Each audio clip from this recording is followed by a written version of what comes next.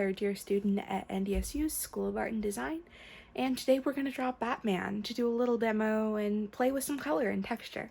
So primarily this was going to be a Photoshop demo, but I like to start most of my Photoshop paintings traditionally. So what I have here is I have a pad of watercolor paper and just a variety of materials that I like to play with.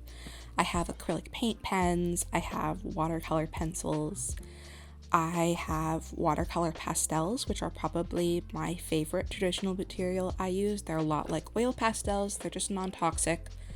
I'm not expecting this to be proportional in any way.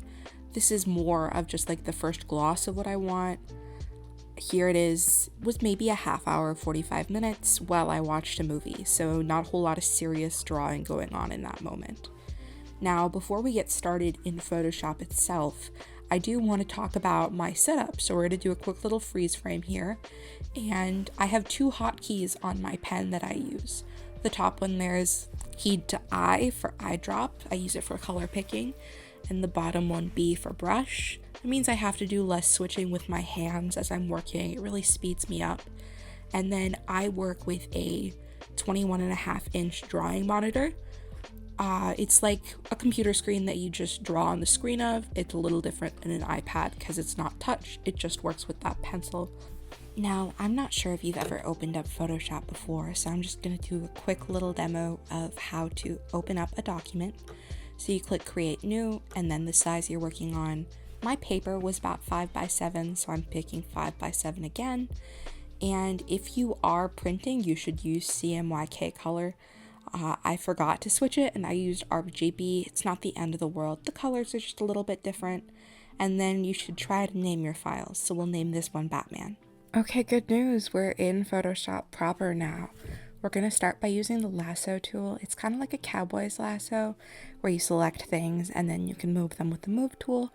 And we're also going to start color picking and using that brush. Those are the things I do the most, which is why they are hotkeyed. This would take a million years otherwise. I am looking at this and I am really enjoying the level of chaos here, but I feel like it needs some grounding. So I'm taking some of those areas where I have a bunch of little marks and smoothing them out with larger marks.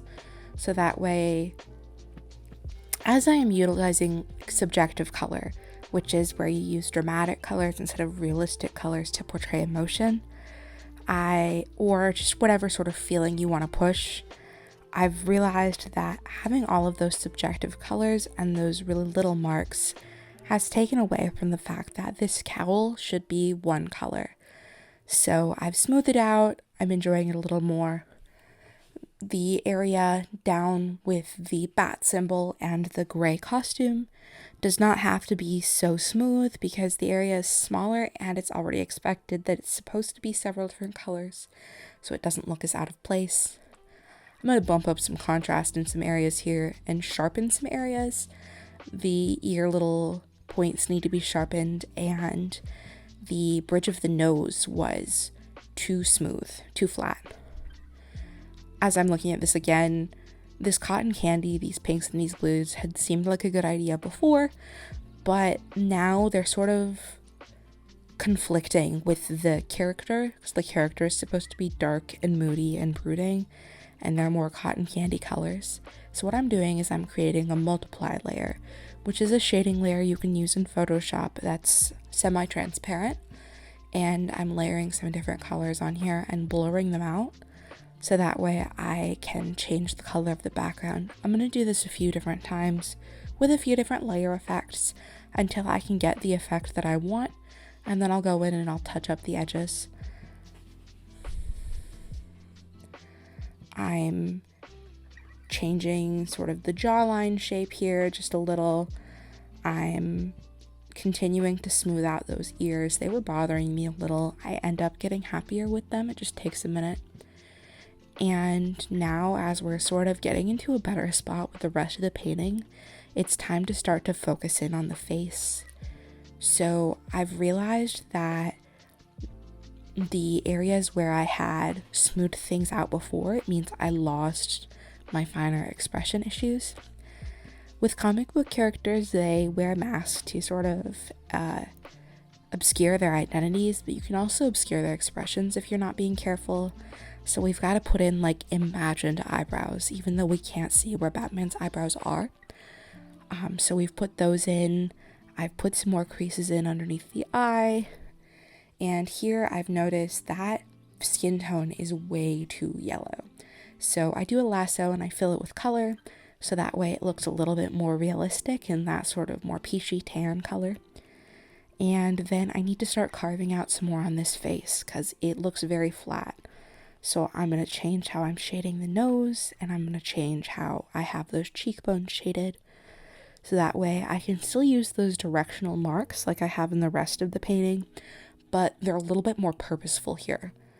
I'm also going to bump out the chin here in a second because in my reference photos, I realized that the chin had a more prominent bump and I'd obscured that. We're also going to do some expression focusing here in a second. I knew I wanted a scowl, I wanted the teeth open, but I wasn't really sure how. As I'm doing all of this, I'm starting to put some more geometric marks on top of my organic marks.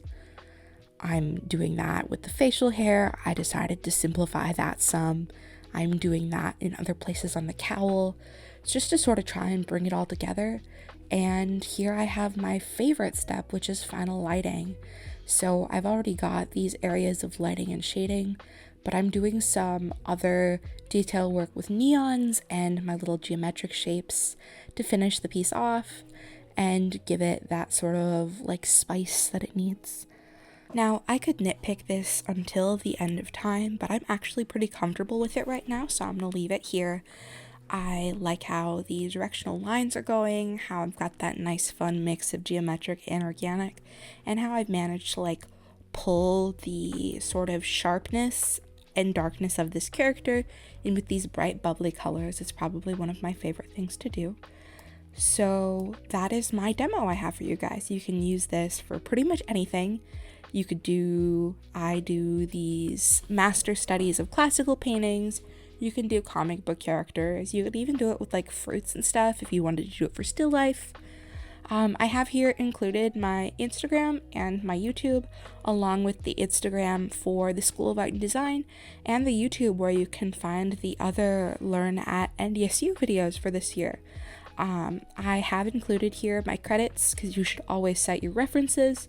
I referenced 2 comic books, Teen Titans Rebirth number 5 and DC Year of the Villain Special number 1 from their 3rd chapter, Justice, and Batman Doesn't Belong to Me. So as the character Batman, he was created by Bob Kane and Bill Finger in the year 1939.